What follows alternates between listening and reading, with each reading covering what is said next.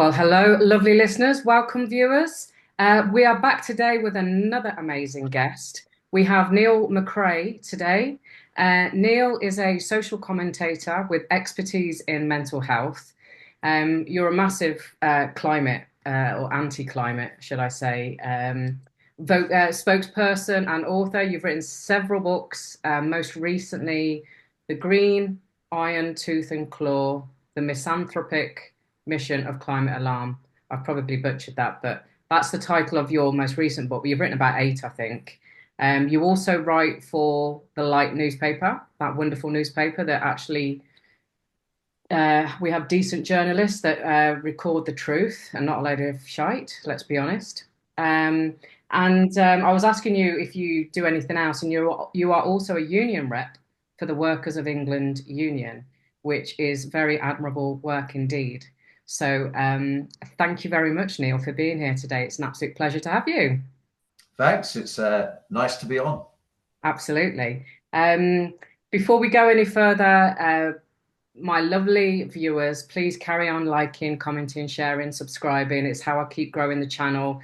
It means I can keep having more wonderful guests like Neil on. And if you're feeling flush, you can donate and buy me a coffee /Mel Clark. So, Neil, I always love a backstory, and so do the viewers and the listeners. So, were you ever a normie? And if so, what did life look like for you then? And I like to get to know my guests a bit in terms of what were your aspirations when you were growing up, and did that actually transpire into being a grown up?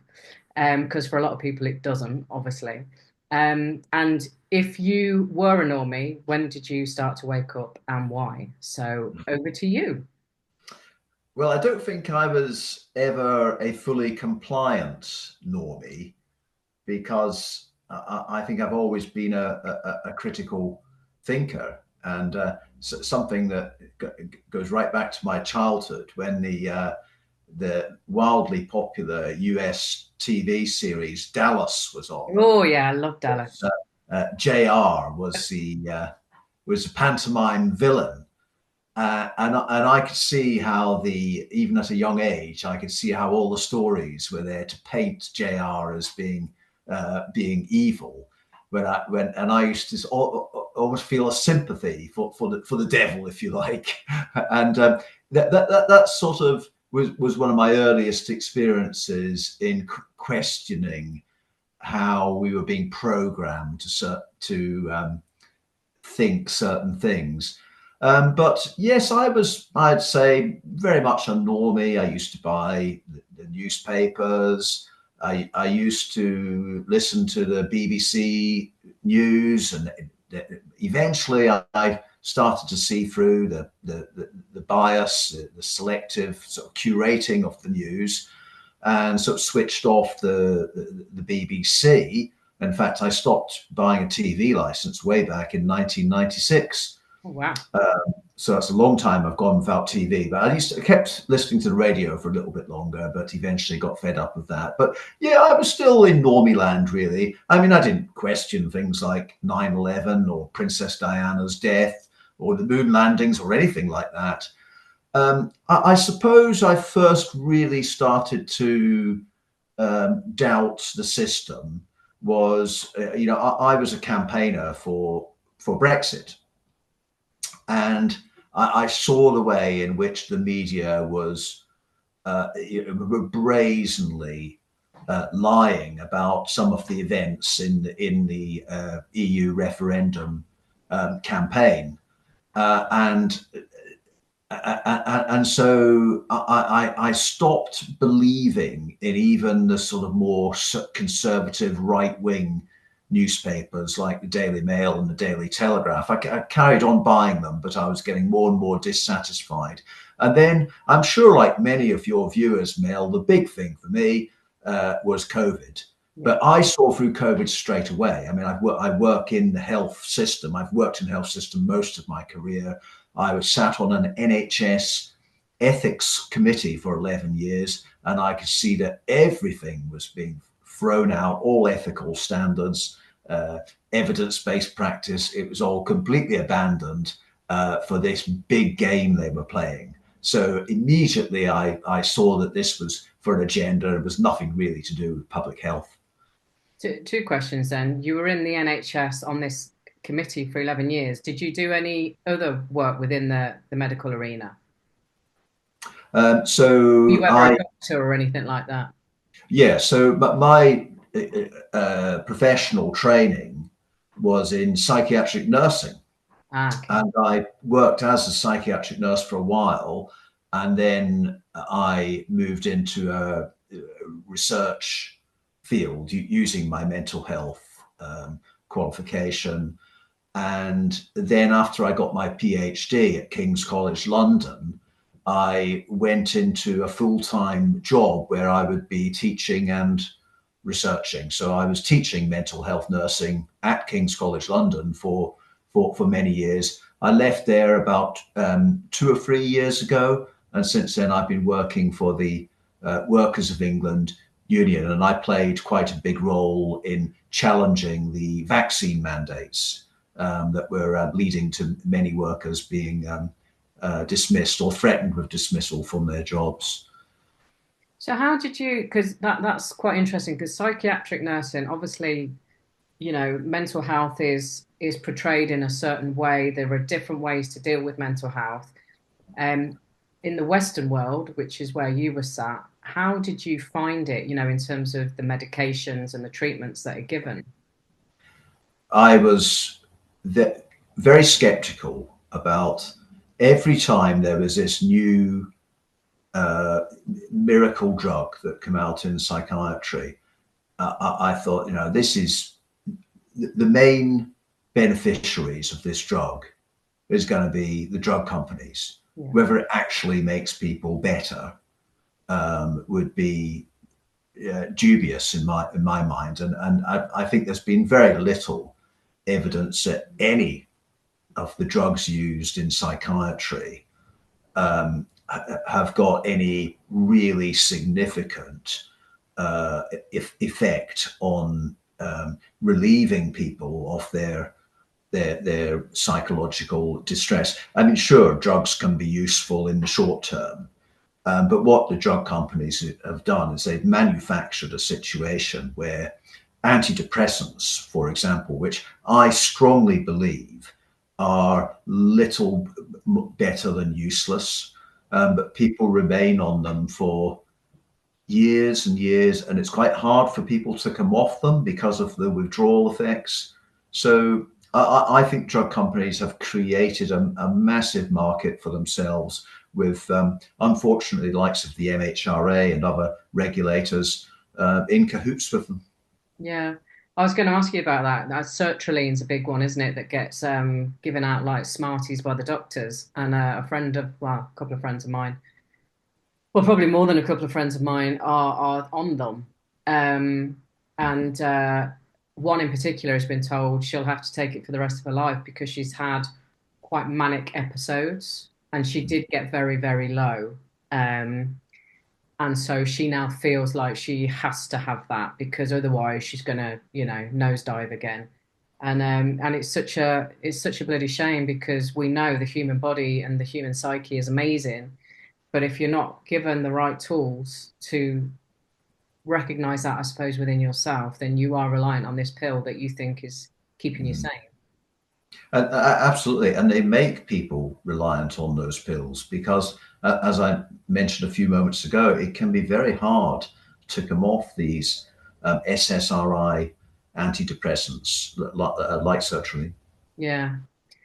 So, so you were sort of in the thick of it, obviously not in the wards where ventilators and everything else were being used. You were in a different arena. But how you said 2020, you knew straight away because of just how things were being rolled out.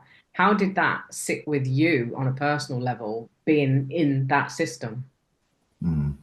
Well, I saw towards the end of 2019, just before Christmas, the BBC, with its 24-hour news channel, was giving an incredible amount of coverage to this new mystery virus in China. and I could see that something was brewing. And then I looked into the Event 201 that's happened, I think, in Yeah. October, where they really just planned for this Yeah. pandemic, or plandemic, as we might call it. But another, just going back, another important thing I'd like to say about my background, because I was working at King's College London, I was working in an environment where it was very woke. Let's just use that term. We all understand that word, and it was getting increasingly woke. And what you could sort of dismiss as a lecturer, as a member of staff, you could dismiss some of the nonsense that was going around like 10, 15 years ago. It became that in your face and imposed on you, so that people were expected to start using the pronouns to indicate their gender, and there's all this stuff about decolonization and all this stuff which I would call cultural Marxism. It became more and more difficult to evade that. And I wrote a book in 2016 called Moralitis, a Cultural Virus. And that was on the woke onslaught on not just universities, but society generally. And more recently, I've become much more interested in the other onslaught on humanity, which is green in inverted commas. So I've now written a book on both woke and green. But interestingly, when I was at King's College London, there wasn't so much about the green ideology. It was all the woke stuff. And the green thing, they've never really succeeded in getting people to be excited about the climate crisis, even when they call it global boiling. And like I say, even like the students, even like the student unions and the activists at King's College London, they were not very interested in this green thing. They're much more interested in the cultural Marxist identity politics. Right. Okay. So, I mean, woke was actually quite a new word to me. Probably, I reckon it must have been 21, maybe even 22. And I was like, what's woke? But you're talking about it even, years before that. And I went to, I remember saying to a friend fairly recently, I went to Glastonbury in 2019. It's the first time I'd ever been. And was it 2018, sorry. And so it was prior to my awakening, even though a bit like you, I've always been a bit of a challenger or whatever, but I was blown wide open in 2020. And this guy that I was talking to, because obviously now you look at Glastonbury and it's like, oh my God, woke, woke, woke, woke, woke, woke, woke.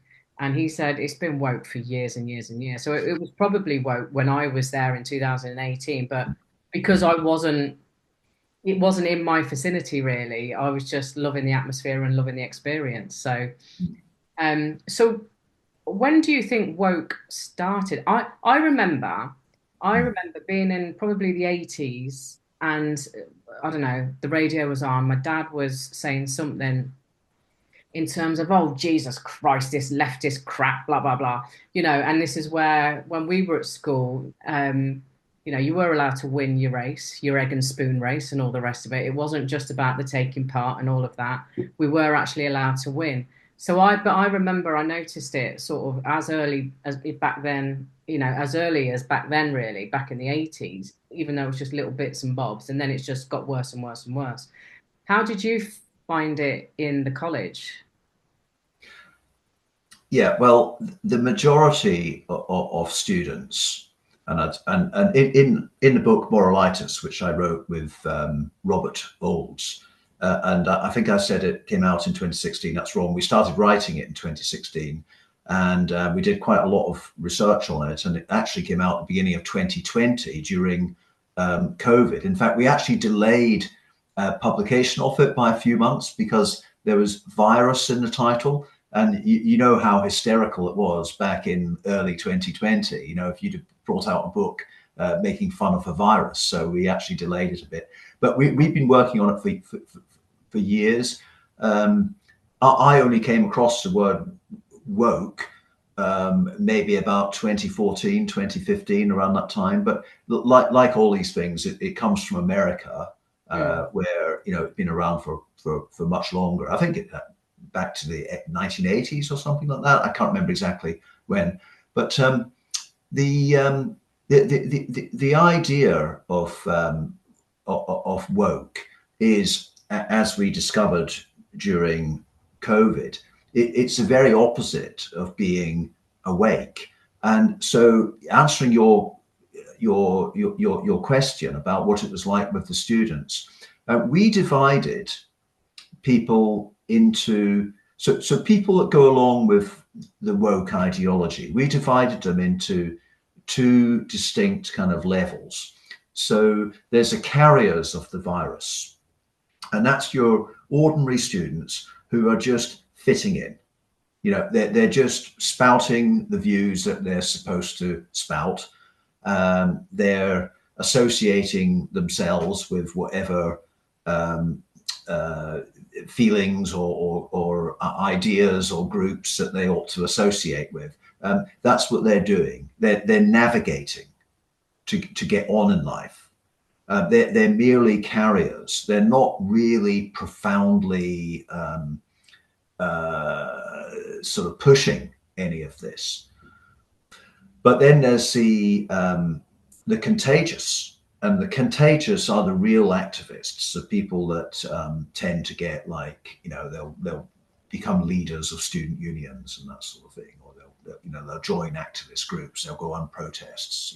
They're the ones who are much more shrill and much more like the sort of cultural revolutionaries in Chairman Mao's China. They don't take any prisoners. They're very, very, really quite nasty people. And ironically, they follow. They say that they have this mantra of be kind, and they're the most least kind people out there. But your average student is just complying. And so we call them the carriers of the virus. As a large mass of people, they're important.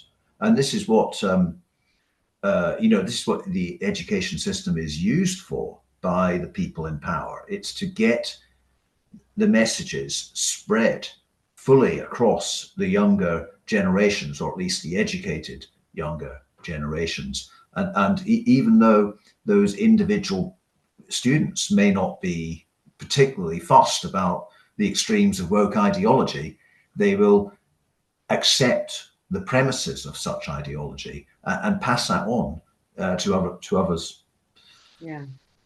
Yeah, I thank my lucky stars that I was born in the 70s, and I thank my lucky stars that my boy, who's now 25, didn't want to go to uni, so he missed out on that indoctrination because the universities are just not as they used to be, right? It's very much pushing one narrative, and like you said, the woke ideology.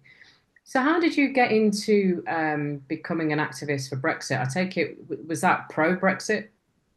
Well, I'm a patriot, and I'm a much more sort of qualified patriot now. When I'm much more aware of just how bad our government is, and how our royal family is, and how how the upper echelons of British society are not people that we should revere. But I am patriotic in terms of, I believe in the British people, and I certainly don't believe the British people should be ruled by people in some distant office in Brussels or Strasbourg. That goes against the whole principles of civic democracy. Yeah. So obviously something you felt very strongly about. I was listening to something literally about an hour ago, about the ten councils that apparently the residents are not going to be able to vote on, Mm. and the agenda for that. We all know obviously that they're trying to make it a massive authority rather than it now being by town or city. But this lady that was being interviewed, she was talking about the green, coming back to the green agenda is being pushed through in these massive authorities, and these heads of are basically going to be having powers, taking away powers from Parliament and having those powers at that. It's not local because it's going to be massively local, but not only in terms of the green agenda, but also in policing and everything else. So it's quite sinister. This what this particular woman was talking about. Would you agree with that? But yes, absolutely. And I think that the main target of the globalists, because this is all about a global agenda, and the main target is national sovereignty. And we're being led to believe, or at least normies, those that haven't woken up yet to what's going on, are still being led to believe that they have a national government that has power. And in fact, as many Labour supporters are finding out to their consternation, Keir Starmer's government is carrying on exactly the same agenda as was being done by, Sunak and Boris Johnson and all the other Tory prime ministers before. They don't really have much power, and where the power will sit from the globalist perspective is in sort of global organizations making the rules, such as the World Health Organization, for example. And instead of national governments doing things that are more related to the individual country, powers will be shifted out into these, not to local authorities as we know them, because your councillors, be they Lib Dem, Conservative or Labour, they live among us, and they will not do anything too radical. They won't want to do anything too punishing of the people that they represent. And that's why they want these super sort of sub-regional authorities where we'll be ruled by distant people that we don't know. For example, I live in East Sussex, which has had its elections cancelled, and they're going to create I think, a large Sussex authority, which, in the past, back in the 19th century, I'm sure that would have worked fine. But now that means we would be ruled by metropolitan woke cultists in Brighton. Mm-hmm. Yeah. Do you think how do you think we're able to overcome this? Because obviously the elections are not far away. It's only a couple of months. And do you think is there enough people going, hang on a minute? There's 6 million people that are being affected. Are you all standing up and saying, sod this, we want to vote? Well, I kind of flip between positive and negative on what we can do about it. And if I could do the negative first, I think that it's quite obvious that the powers that be have amassed such power, such control over us, that it almost doesn't matter to them that people are questioning what they're doing. Mm. It almost doesn't matter to them that there be large protests, like look at the COVID-19 lockdown protests. They were just ignored. I mean, I think they did have an impact, but they were limited really, because the authorities had wrested such unprecedented power over us during COVID-19, and they haven't let that go, because that's what COVID was all about. It was about taking a giant stride with the Great Reset. And so that's my negative view of it. But I do wake up every morning with some optimism. As well as writing for the Light newspaper, I also distribute it in my local area. And there's been a sea change in how that paper is now being received by people. We used to have hecklers. Yeah. We used to find it, maybe 1 in 10 people would take a paper 3 years ago. And now it's like probably half and half are taking it or not taking it. And we get people coming and taking it out of our hands. because many people have woken up. And what one of the most common things I hear is sometimes when I'm offering the paper to someone who hasn't seen it before, and they'll ask me, "Oh, what's that about?" And I say, "Oh, this is all the news that you don't get on the BBC." And you'd be surprised at how many people of all kinds of ages, all kinds of backgrounds, they'll say, "Oh, I stopped watching the BBC years ago, Mm. years ago." So there is some resistance and some um, amount of awakening going on in society, but will it be enough? I mean, my fear is that people are slow. They're always behind the globalists. The globalists can always choose their next move, knowing that people are struggling to catch up with their last move. Yeah.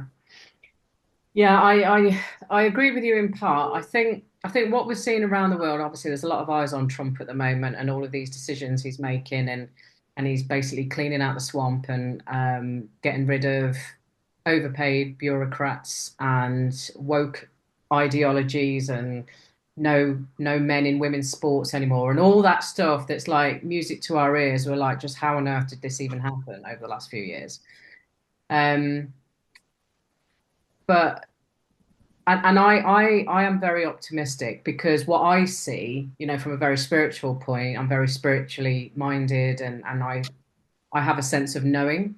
So I've got this ultimate optimism that good is winning. I believe Mm, I believe good has already won, and what we're seeing is the snake just going down with a massive fight. I don't mm, think it's going to be pretty. I think we're going to have some challenges ahead. Um, but I do have this overwhelming optimism because there's just too many things happening. Like you said, there's too many people waking up. You've got 50% of people now interested in the light paper, which is leaps and bounds from 2 or 3 years ago. You've got the people going behind the farmers, in this country. Um, and so surely to God, it's only a matter of time. And this whole I mean, the 15-minute cities, what a joke. Hasn't it already been thrown out of Oxford? Or have I got that wrong? well, you see, I don't think that in the short term we can expect anything but the the steady progress of this dystopian agenda. I mean, what you said a few moments ago about Trump doing these things that we all like to see. Let's be honest, and it's quite funny to watch as well when you see the reaction to Trump firing all these like DEI departments and that sort of thing. And saying that climate change is a scam. Oh, all good stuff, all good stuff. But as you said, these things shouldn't have happened anyway. You should never have had men competing in women's sports, right? And a lot of the executive orders signed by Trump are merely cancelling things that, as you put it, shouldn't have happened anyway. But meanwhile, the digital matrix is continuing to be built around us. And so, just take for example, using cash. So I use cash wherever I possibly can Yeah. because I know that every time people use cards to make a payment, to me, to let's put it bluntly, they're putting another brick in the wall of their digital prison. So I think we all should be using cash wherever we can. It's one of the easiest things we can do Yeah. to resist the digital tyranny. But if they decide to stop allowing cash payments for certain things, um, what can we do? There is a limit to how much we can contest state or authority. I mean, sure, there'll be people who are happy to get fined and just not pay the fines and then have bailiffs coming around their door and court appearances and that sort of thing. But most of us don't want to live like that. And therefore, I'm just being honest and practical here. Most people will just do what they have to do. But I do share your longer term optimism through your spiritual outlook. I share that. I believe that the world has been taken over by evil, Mm. and I think that evil can only go so far before it is struck down. Yeah, yeah. I think it already has been, but I mean, it's mind-boggling to us as the bystanders watching this going on, and obviously we only get shown what they want us to see anyway. We're not seeing the truth of really what's going on, and then you've got these major players in these roles out in the White House and all of the rest of it doing their press conferences, and um, and we have no idea what's going on behind closed doors, and we know they're all puppets anyway because the real power is somewhere else. So it is one big pantomime. Um, but I do know that good has already won. It's just a matter of time. But it is frustrating when we're still seeing bombs dropping in places, and we're Mm. still seeing children being trafficked. We're still seeing all of that stuff. You know, P. Diddy was taken in some time ago now, and what's going on with that, you know, and why hasn't Jeffrey Epstein's list been published yet? You know, why haven't all those people that were complicit and part of it been taken down? That's the bit that people struggle with. That's the bit that people are like, well, Trump's just one of them. Because you know he's just playing a part, but he hasn't actually stopped any of this evil. And then it was what was it, warp speed on the Mm. jibber jabs, and obviously there's a lot of different theories about that as well. So interesting times. But to go back to your green agenda or lack of, your book, what could people expect in that book? What have you written about in terms of the green agenda? Okay, well, I think it's fairly unique as a book on the claimed climate crisis because it is not a scientific treatise. So there are no statistical tables or graphs there. There is not much in terms of scientific evidence and argument, and that's because I don't believe that the climate crisis has got anything to do with science, and I don't think it's got anything to do with uh, saving humanity or saving the planet. Well, I believe that the elite, the technocratic elite, which is being uh, steadily developed, is saving the planet for themselves. And what they want to do, the whole point of this green ideology, is to impoverish, enslave, and depopulate humanity. A few years ago, the Georgia Guidestones in the state of Georgia in the US, they were destroyed. And I believe that was a deliberate thing by people in the establishment because the Georgia Guidestones had these 10 commandments, sort of secular 10 commandments. And one of them was that the world population should be held no more than 500 million. Well, that's a lot of people to cull.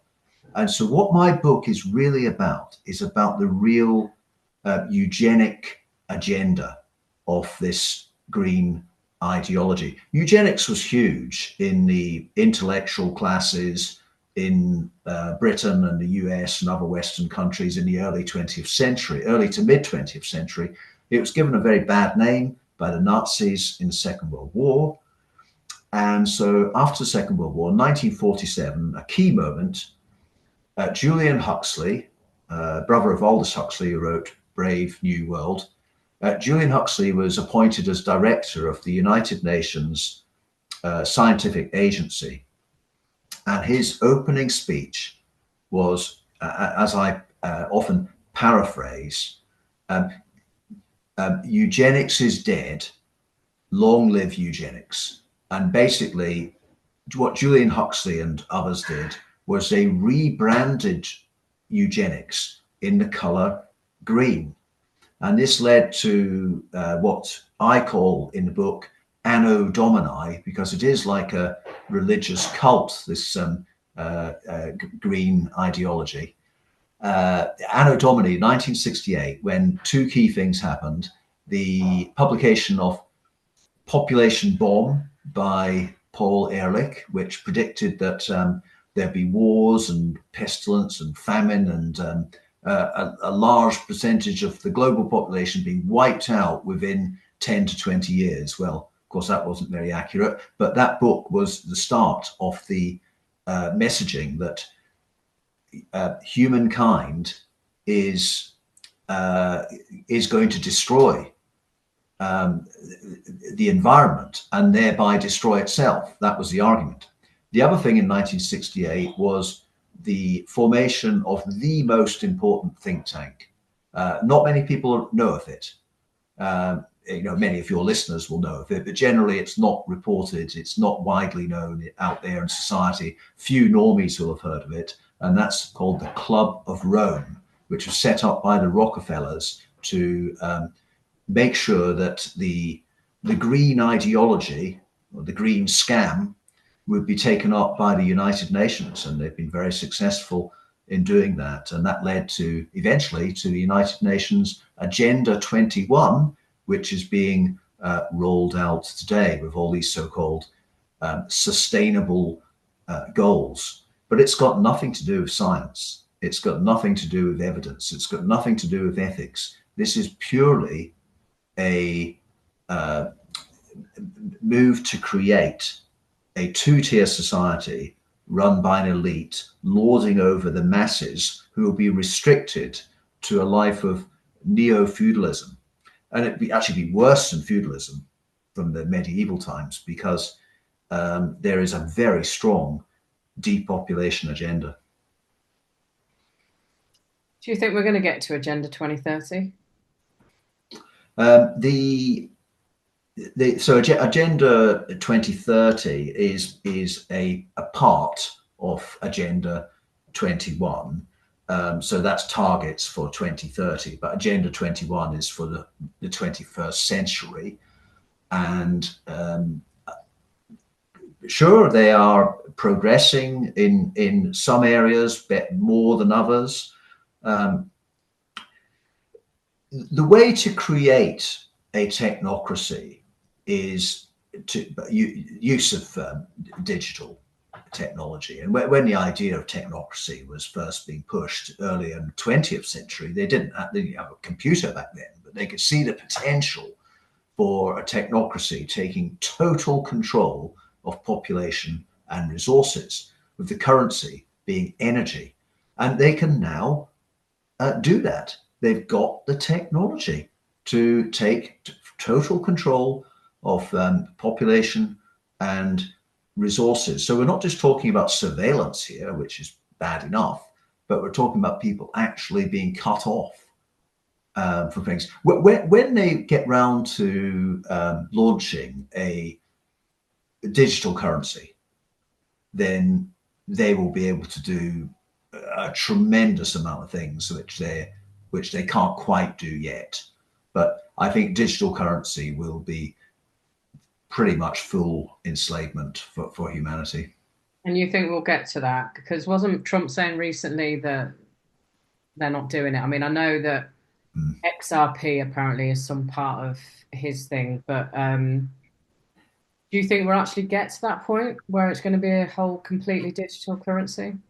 Yeah. Well, again, I don't want to sound too pessimistic, because I've actually found the last 5 years perhaps the most enjoyable of my life, because I've got a mission.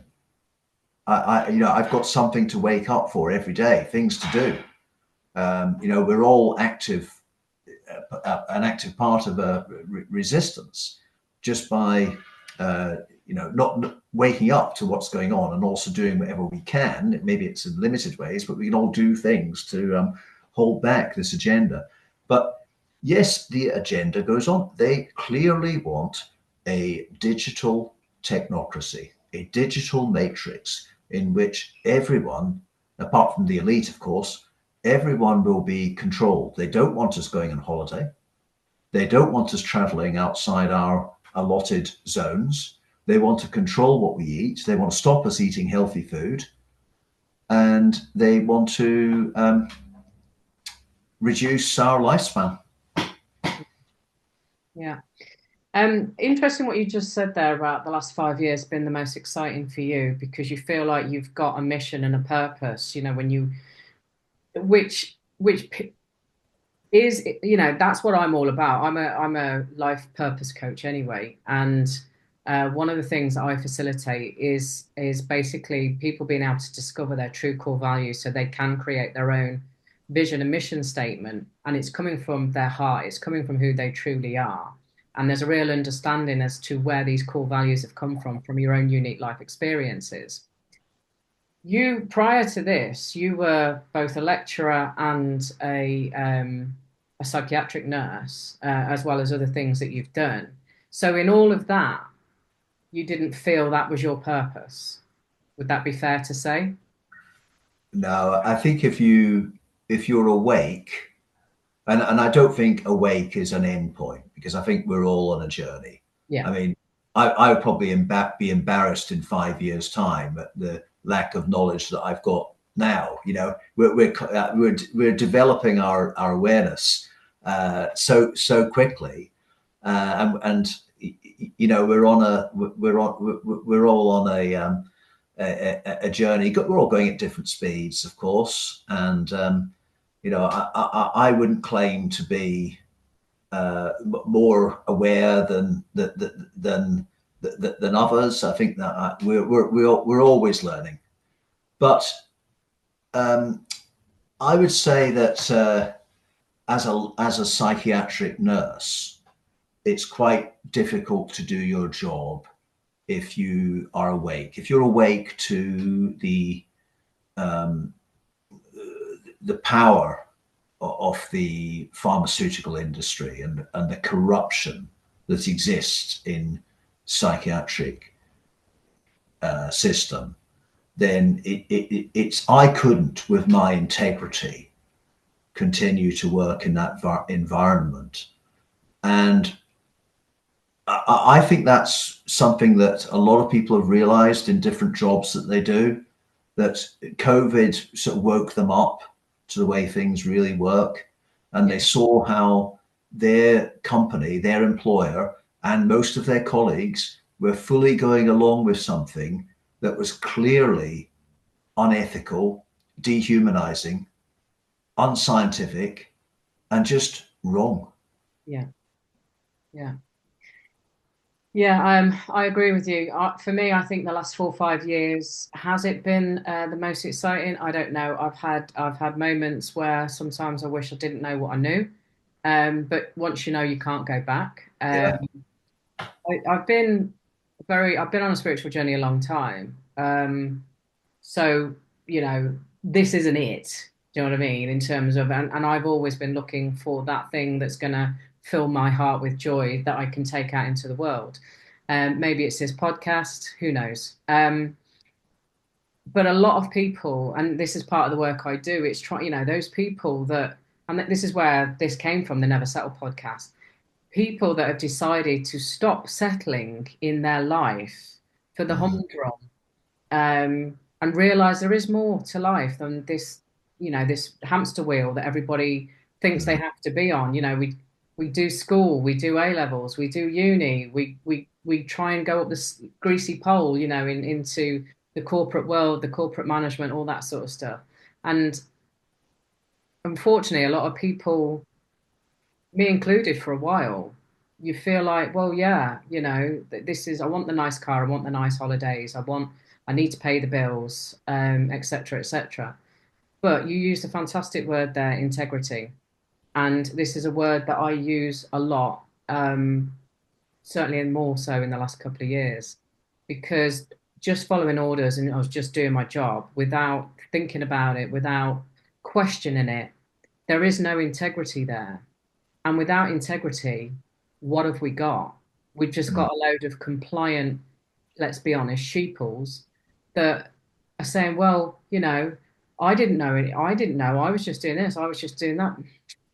I don't know. There is part of me that is compassionate to that, but there's probably a bigger part of me these days that's like, sorry, sorry, love, that's just not cutting it for me anymore.